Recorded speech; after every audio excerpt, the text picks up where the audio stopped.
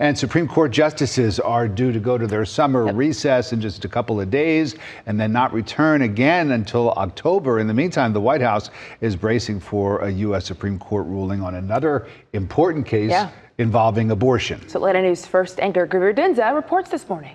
Good morning to both of you. This case focuses on whether federal law to provide emergency care can override state abortion bans. The Biden administration sued the state of Idaho. Idaho has one of the most restrictive abortion bans in the country. The administration argued federal law requires the state to allow an abortion if it's needed to stabilize a patient, even when the mother's condition is not yet life-threatening.